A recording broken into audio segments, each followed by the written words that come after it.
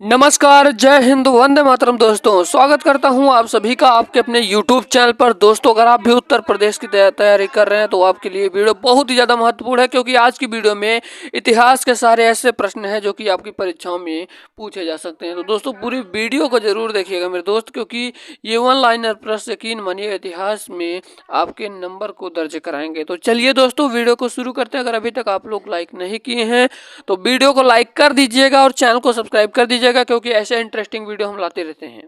पहला प्रश्न है मेरे भाई, पहला है पॉइंट, 1206 ईस्वी से 1290 तक दिल्ली सल्तनत पर किस वंश का शासन रहा? तो याद रखिएगा, गुलाम वंश का शासन रहा था। 1206 से लेकर 1290 ईस्वी तक दिल्ली सल्तनत पर गुलाम वंश का शासन रहा था मेरे भाई। अगला है पॉइंट, गुलाम वंश का संस्थापक था? तो याद रखिएगा कि गुलाम वंश का जो संस्थापक था उसका नाम था कुतुबुद्दीन ऐबक, जिसको लाख बख्श के नाम से भी जाना जाता था। जो कुतुबुद्दीन ऐबक था, लाखों का दान करने वाला था, इसलिए इन्हें लाख बख्श के नाम से भी जाना जाता था। अगला है कि कुतुबुद्दीन ऐबक ने अपनी राजधानी बनाई, तो अपनी राजधानी कहाँ बनाई थी मेरे दोस्त?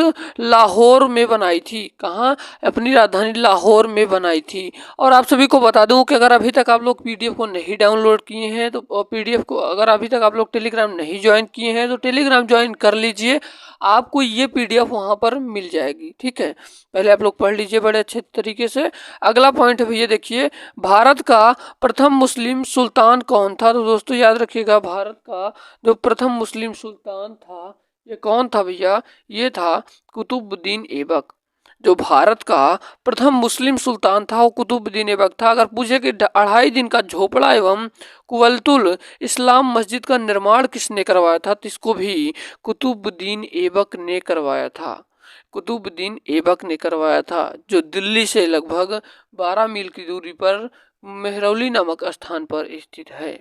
चलिए अगला है, नालंदा विश्वविद्यालय को ध्वस्त किया था? तो नालंदा विश्वविद्यालय को बख्तियार खिलजी ने ध्वस्त किया था। ऐसे इंपॉर्टेंट पॉइंट आज हम लोग देख रहे हैं मध्यकालीन भारत के। उसके बाद मात्र 12 मिनट की वीडियो होगी, इससे ज़्यादा वीडियो नहीं जाएगी। उसके बाद हम कल एशियंट हिस्ट्री पर भी हो सकता है वीडियो ला दें, ऐसे ही वन लाइनर। अगर आप यकीन मानिए इनको बार बार वीडियो देख कर आप इन सब प्रश्नों को तैयार कर ले रहे हैं तो इतिहास से कोई प्रश्न बाहर नहीं जाएगा। अगला भैया, क्योंकि हम एक एक पॉइंट को इसमें रखे हैं, कुतुबुद्दीन ऐबक की मृत्यु हुई चौगान की क्रीड़ा के दौरान घोड़े से गिरने के कारण। इसका मतलब भैया 1210 ईस्वी में बात हो रही है कि जो पोलो गेम होता है, जिस पर घोड़े पर बैठकर गेम खेला जाता है, उस पर कुतुबुद्दीन ऐबक बैठकर खेल रहे थे, परंतु घोड़े से गिर जाने की वजह से इनकी मृत्यु हो जाती है। ठीक है, अगला पॉइंट है, कुतुबुद्दीन ऐबक के बाद कौन सा दिल्ली का सल्तनत शासक बना? तो आराम शाह बना था। आराम शाह बना था। इसमें सारे पॉइंट आपको मिल जाएंगे जो परीक्षाओं की दृष्टिकोण से बहुत ही ज़्यादा महत्वपूर्ण है। तो इस वीडियो को बार बार देखिएगा, इससे आप लोगों को याद हो जाएगा। आराम शाह की हत्या करके 1211 ईस्वी में दिल्ली की गद्दी पर बैठा था तो इल्तुतमिश बैठा था, जो कुतुबुद्दीन ऐबक का दामाद था मेरे भाई, इल्तुतमिश। इन्होंने आराम शाह की हत्या करके 1211 ईस्वी में दिल्ली की गद्दी पर बैठा था। अगला है कि दिल्ली का प्रथम मुस्लिम शासक था? तो दिल्ली का प्रथम मुस्लिम शासक मेरे भाई इल्तुतमिश था। इन बातों को ध्यान से सुनिएगा, इन बातों को बड़े ध्यान से गौर करिएगा। अगला है मेरे भाई, कह रहा है कि गुलाम वंश का गुलाम कहा जाता था? तो इल्तुतमिश को कहा जाता था। इल्तुतमिश था तो इलवरी तुर्क था। इल्तुतमिश ने लाहौर में राजधानी स्थानांतरित की। तो दिल्ली में इल्तुतमिश की मृत्यु पूछे कब हुआ? तो 1236 में दिल्ली सल्तनत पर शासन करने वाली एकमात्र महिला रजिया सुल्तान किसकी पुत्री थी? तो ये पुत्री थी भैया रजिया इल्तुतमिश की थी। उम्मीद करता हूँ एक एक पॉइंट आप सभी के समझ में आ रहे होंगे। चलिए अब हम लोग चलते हैं अपने अगले पॉइंट की ओर, जो कि हर एक पॉइंट आपके सिलेक्शन के लिए जिम्मेदार होगा। दोस्तों, थोड़ा टाइम जरूर लगेगा, लेकिन यकीन मानिए अगर आप इन प्रश्नों को तैयार कर लेते हैं तो आपका सिलेक्शन कोई नहीं रोक सकता है। अगला पॉइंट है कि मंगोल पहली बार सिंधु के तट पर देखे गए इल्तुतमिश के शासन काल में। कब देखे गए? मंगोल पर जो पहली बार सिंधु के तट पर देखे गए इल्तुतमिश के शासन काल में। दिल्ली के सुल्तान बलबन का पूरा नाम पूछा जाए तो गयासुद्दीन बलबन था। ठीक है। अगला पॉइंट है कि दिल्ली का वह सुल्तान जिसके विषय में कहा गया कि उसे रक्त एवं लौ की नीति अपनाई थी उसने, तो बलबन था। कौन था? रक्त और एवं लोह की नीति बलबन ने अपनाई थी। बलबन ने कौन सी पदवी धारण की थी? जिले इलाही की। तो दोस्तों याद रखिएगा, नौरोजा प्रथा का आरंभ किया था किसने? तो नौरोजा जो प्रथा होता है इसको बलबन ने ही स्टार्ट किया था। बलबन का वास्तविक नाम तो बहाउद्दीन था और सिजता एवं पाबोस प्रथा की शुरुआत बलबन ने ही की थी मेरे भाई। हम लोग चलते हैं अपने अगले पॉइंट की ओर, जो कि हर एक पॉइंट दोस्तों आपके सिलेक्शन के लिए जिम्मेदार होगा। तो सारे पॉइंट को बड़े ध्यान से सुनिएगा, देखिएगा। ठीक है। अगला है भैया कि नासिरुद्दीन महमूद ने बलबन को कौन सी उपाधि प्रदान की थी? तो उलुग खां की उपाधि प्रदान की थी। बलबन ने दीवान ए आरिज के पद पर किसे नियुक्त किया था? तो इमाद उल मुल्क को। और अगला है गुलाम वंश का अंतिम शासक पूछ ले तो शमसुद्दीन की उम्र से था। अब बात करते हैं खिलजी वंश पर चलते हैं। अगर आप इतना पढ़ लेंगे दोस्तों तो गुलाम वंश से आने वाले सारे प्रश्नों को आप हल कर लेंगे। अब हम लोग चलते हैं खिलजी वंश पर। वन लाइनर प्रश्न। खिलजी वंश। जलालुद्दीन खिलजी ने दिल्ली सल्तनत पर शासन के लिए एक नए खिलजी वंश की स्थापना किस वर्ष की थी? तो 1290 ईस्वी में की थी। हजार दिनारी के नाम से किसे जाना जाता था? तो मलिक काफूर को जाना जाता था मेरे भाई। अमीर खुसरो और हसन को दिल्ली के किस सुल्तान ने राजाश्रय प्रदान किया था? तो अलाउद्दीन खिलजी था। दोस्तों अगर पूछ ले कि क्या खिलजी वंश के संस्थापक कौन थे? तो कौन थे भैया? जलालुद्दीन खिलजी थे। और उनका भतीजा था मेरे भाई अलाउद्दीन खिलजी। इन्होंने ही अपने चाचा जी की मृत्यु की थी, मारा था, अपने चाचा जी को मरवा दिया था। और दोस्तों हम लोग चलते हैं आगे अपने पॉइंट की ओर। आपका अगला पॉइंट है कि सल्तनत शासकों ने पहला सुल्तान कौन था? सल्तनत शासकों में पहला सुल्तान था जिसने अस्थायी सेना रखनी शुरू की तो अलाउद्दीन खिलजी था। दक्षिण भारत के देवगिरी राज्य को किस सुल्तान दिल्ली सल्तनत का अंग बना दिया? तो मुबारक शाह खिलजी। दिल्ली का वह सुल्तान जिसने सिकंदर सानी की उपाधि धारण की तो अलाउद्दीन खिलजी था मेरे भाई। अगला हम लोग देखते हैं अगले पॉइंट की ओर। कह रहा है कि अलाउद्दीन खिलजी के आक्रमण के समय देवगिरी का शासक था। तो देवगिरी का शासक कौन था मेरे भाई? रामचंद्र था, रामचंद्र देव था। अगला है कि मूल नियंत्रण पदवी को पहली बार लागू किया था तो अलाउद्दीन खिलजी। जितने पॉइंट बता रहे हैं अगर आप इतने तैयार करके जाएंगे तो गारंटी मेरी 100% समझिए दोस्तों, इससे बाहर कोई प्रश्न आने वाला नहीं है मध्यकालीन भारत से। और एशियन हिस्ट्री पर एक भी बना देंगे जिसमें 100 से 150 प्रश्न रहेंगे। अगर आप उसको पढ़ के जाते हैं तो यकीन मानिए कोई प्रश्न उससे बाहर नहीं जाएगा, क्योंकि दोस्तों यहाँ पर वही चीजें रखी गई हैं जो सिलेक्टेड हैं और बहुत ही ज्यादा महत्वपूर्ण हैं। बाजार नियंत्रण पदवी को लागू किया था तो मेरे भाई अलाउद्दीन खिलजी ने लागू किया था। हम लोग चलते हैं अगले पॉइंट की ओर। करा कि दिल्ली सल्तनत में तुगलक वंश की स्थापना की थी तो गयासुद्दीन तुगलक ने की थी। दिल्ली में तुगलकाबाद नगर की नींव किस सुल्तान ने रखी थी? तो गयासुद्दीन तुगलक ने रखी थी। दिल्ली सल्तनत की सीमा की सर्वाधिक विस्तार किस सुल्तान के समय हुआ था? तो मोहम्मद बिन तुगलक के समय हुआ था। अगला है कि सबसे अधिक समय तक देश में राज्य किया था तुगलक वंश के सुल्तानों ने। सबसे अधिक समय तक देश में राज्य किया था तुगलक वंश के सुल्तानों ने किया था मेरे भाई। अब अगला है आपसे पूछेगा कि दीवान ए अमीर ए कोही के नए विभाग जिस सुल्तान द्वारा सिया की शुरू किया गया उसका नाम बताइए। तो मोहम्मद बिन तुगलक होगा। मोहम्मद बिन तुगलक अपनी राजधानी दिल्ली में से ले गया था कहाँ? दौलताबाद में ले गया था। वह सुल्तान जिसके दरबार में सबसे अधिक गुलाम थे तो फिरोज शाह तुगलक था। फिरोज तुगलक था। सर्वप्रथम लोक निर्माण विभाग की स्थापना की थी तो फिरोज शाह तुगलक ने की थी।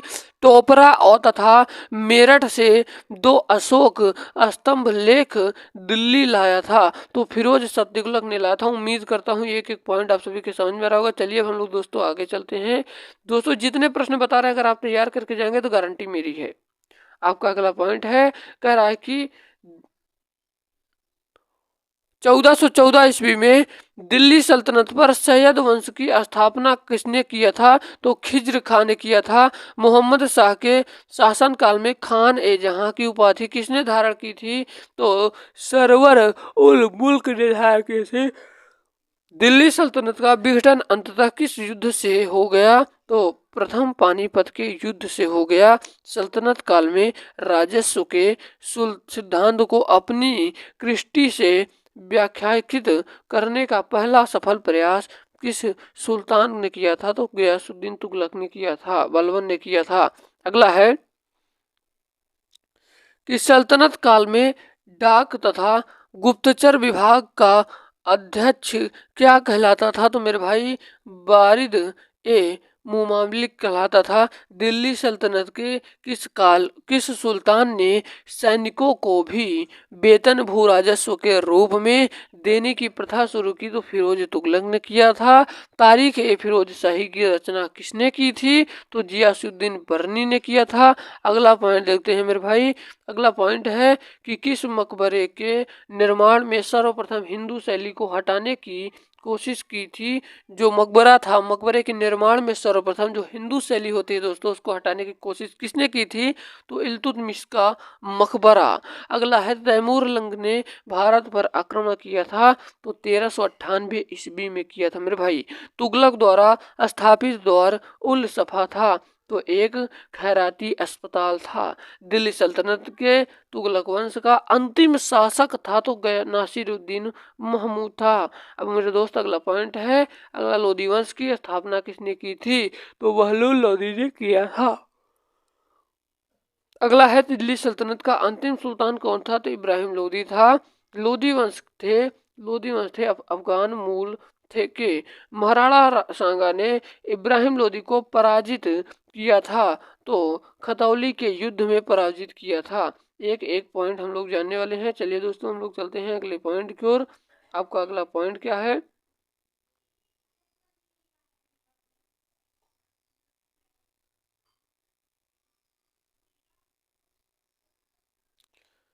आगरा नगर की स्थापना किसने कराया था। बहुत ही महत्वपूर्ण प्रश्न है।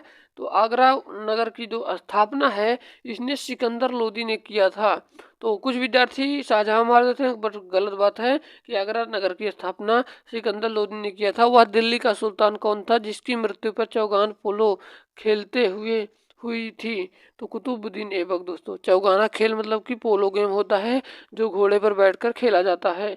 अगला पॉइंट है मेरे दोस्त, कुव्वत उल इस्लाम मस्जिद का निर्माण किसके द्वारा किया था तो कुतुबुद्दीन ऐबक के द्वारा किया था। तराइन का प्रथम पहली लड़ाई 1191 में किसके किसके बीच हुई थी अगर पूछा जाए तो मोहम्मद गौरी और पृथ्वीराज के बीच हुई थी। दोस्तों अगला पॉइंट है कि किस खिलजी शासक ने दिल्ली के राज सिंहासन पर बैठने के लिए अपने ससुर की हत्या कर दी थी तो अलाउद्दीन खिलजी था। कौन था, अलाउद्दीन खिलजी था। अगला है रजिया सुल्तान किसकी बेटी थी तो रजिया सुल्तान इल्तुतमिश की बेटी थी। मोहम्मद गौरी और विजित प्रदेशों की देखभाल के लिए किस विश्वसनीय जनरल को छोड़कर गया था तो कुतुबुद्दीन ऐबक को गया था। अगला है भैया मोहम्मद गजनवी का भारत में अंतिम आक्रमण किसके विरुद्ध किया हुआ तो दो जाट। महमूद गजनवी किस वंश का था तो यामिनी वंश का था। महमूद गजनवी ने भारत में प्रथम आक्रमण किस राज्य के विरुद्ध किया तो हिंदू शासी ब्राह्मण शाही। महमूद गजनवी के आक्रमण के परिणाम स्वरूप कौन सा शहर फारसी संस्कृति का केंद्र बन गया था तो लाहौर। दोस्तों अगला पॉइंट हम लोग देखते हैं, किसने ढोल की तेज आवाज के साथ एक महिला का अपने पति का चिता के साथ स्वतः को जला लेने के दृश्यों को भयानक चित्रण किया था तो इब्न बतूता ने किया था। इन पॉइंटों को याद रखिएगा। मध्यकालीन का सबसे फेमस, सबसे बेहतरीन क्वेश्चन है दोस्तों। अगला है कि भारत में मुस्लिम राज का संस्थापक माना जाता है तो महमूद गौरी किसके इक्तदारी प्रथा चलाई, किसने इक्तादारी प्रथा चलाई, तो इल्तुतमिश ने चलाई। लाख बख्श के नाम से जाना जाता था तो कुतुबुद्दीन ऐबक। 13वीं सदी में सेना का सर्वोच्च अधिकारी होता था तो कौन, खान। अगला है भारत में गुलामस का संस्थापक कौन था, तो कुतुबुद्दीन ऐबक था। कुतुब मीनार के कार्यों को किसने पूरा किया था, तिलतुतमिश ने किया था। अगला है भैया कि दिल्ली का पहला तुगलक सुल्तान कौन था, तो गयासुद्दीन तुगलक था। अगला है पंजाब के हिंदू शाही राजवंश को किसने स्थापित किया था, कल्लवर ने। वह रोमन सम्राट अगस्टा की भांति सावधान था कि वह दूसरों की तरह शक्तिशाली न लगे और वह दूसरों से स्तर से अधिक न लगे। यह संदर्भ किसका था, बहलोल लोदी का। अल्बरेनू किसके शासन काल में इतिहासकार था, तो महमूद गजनवी के। अगला पॉइंट है किसने शासन काल में सबसे अधिक मंगोल आक्रमण हुए, तो अलाउद्दीन खिलजी के। तराइन के द्वितीय युद्ध में किसने किसको पराजित किया, तो मोहम्मद गौरी को। दोस्तों आगे हम मध्यकालीन भारत के एक और वीडियो लाएंगे। उम्मीद करता हूँ ये वीडियो पसंद आए, तो अगर वीडियो पसंद आए तो लाइक कर दीजिए ताकि, और सब्सक्राइब कर लीजिए ताकि आपको नोटिफिकेशन मिलती रहे। जय हिंद, वंदे मातरम।